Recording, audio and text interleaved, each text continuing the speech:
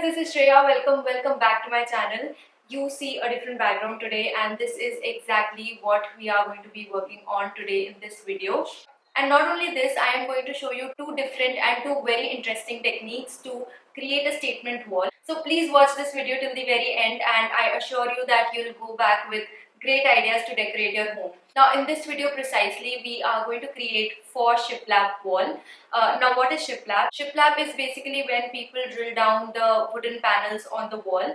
It is very common in the farmhouse kind of decor. It looks so pretty, it gives a lot of character to the wall.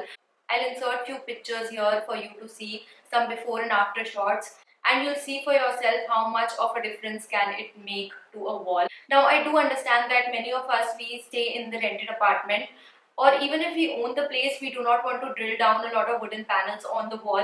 And this is exactly the reason why I came up with two very easy, budget friendly, rental friendly technique to mimic the shiplap wall, and it will end up looking just as interesting. So let's get started, and this introduction is already too long. I'm so sorry for that, but we can't help it. Alright, for the first technique, all we need is a washi tape. I will show you which one in a bit, a scale or an inchy tape, and also a pair of scissors, and that's about it. So this is a little before screenshot of the wall. I removed everything and painted it wherever it was required to be painted and made it look as good as new. I first started with marking 5 inches from the top using a scale, and then I used this kind of tape. It is pretty thin in size. I got it from Amazon. You get 5 tapes all together. I think you can buy them individually too. I will definitely link them down below because this is the main thing that you need to create the shiplap wall. So I used this tape and just pasted it all across the wall and repeated it throughout. I later realized that it's better if I draw a line using a very light pencil or a chalk and then pasting the tape on top of it. It makes it more simple, and you can simply erase the pencil with the eraser while taking it off, and if you're using a chalk, that's even better. Anyway, I just drew all the lines first, and that was the only thing that was a little time consuming because it involved concentration from my end. And then it was a pretty quick process of just pasting the tape on top of those lines I had just drawn.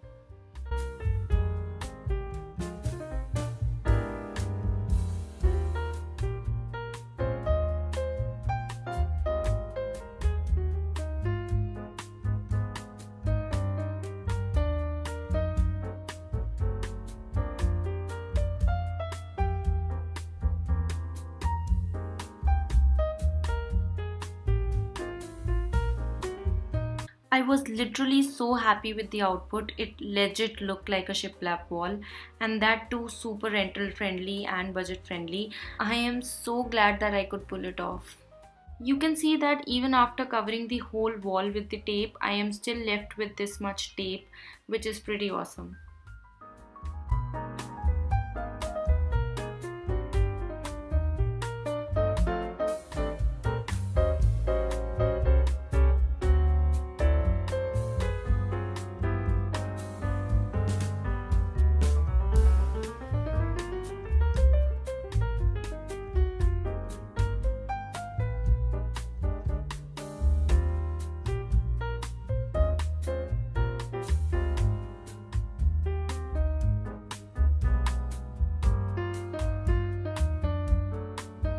Now let's move to another technique. All you need for this technique is masking tape, black or any paint color of your choice, a scale and a pair of scissors. This time I will be creating vertical lines but using a different technique, as I said.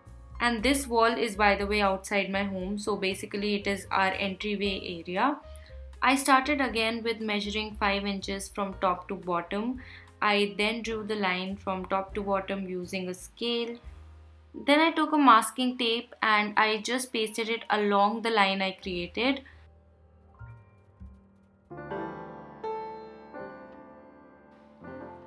Then again I pasted masking tape just beside the first one with a very little gap in between.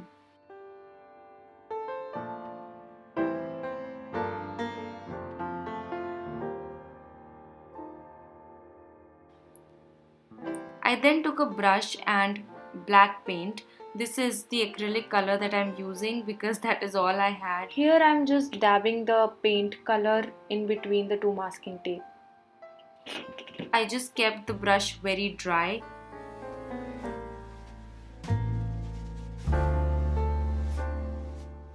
I just wanted to check how the first one turned out, so I just kept it for a few hours for drying. The makeup is still on because I just took a thumbnail picture which I generally forget taking, but this time I remembered. So let me take you to the entryway. So as you can see, I have not done anything except that one particular line.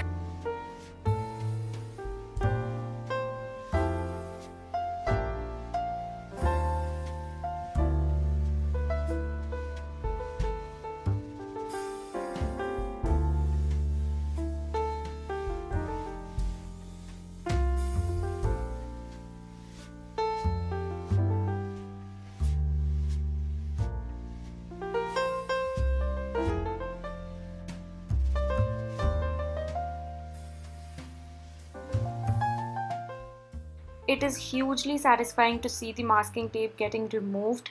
Also say hi to our house help. She saw the camera and then just wanted to be in the video. She is adorable. Anyway, for the sake of time frame of this video, I am just going to insert a little time lapse here. God, I wish it was that easy. So this is how it looks. I'm not able to show you properly because the lighting is not good right now, but the wall looks really pretty. And that nameplate is something that I created in the last video. If you haven't seen it, I will link it here somewhere. And of course I have plans of putting a photo frame or something here, but I'll try to keep it minimal. So yeah, this technique might take you a bit longer than the washi tape one, but it is definitely sturdy. So here are some of the lessons that I learned. If you are using a washi tape, make sure that you create horizontal lines and not vertical lines. I repeat, make only horizontal lines because gravity can easily pull your tapes down if they are vertical. Secondly, these washi tapes are not very strong, so they can easily come off the wall. The best way is to secure it with the help of cello tapes at the ends. They are transparent, so they won't be seen. If you're using the second technique, then use very dry brush so that the paint cannot sweep in. So I hope you guys liked today's video. It was a different kind of video for me to do, but I will definitely do more of these because I had fun doing this and I love these walls at my home now. I mean, look how pretty. For me personally, I love the washi tape one, the one that is right behind me, because I live in a rented apartment and it is very easy to just remove the tape and just be done with it. But if you're looking for a sturdier option, then the paint one is obviously more suitable for that. And I think that is also a pretty rental friendly solution because you just need to paint the black lines and that's about it. So yeah, it's time to say bye to you and I'll see you in the next video.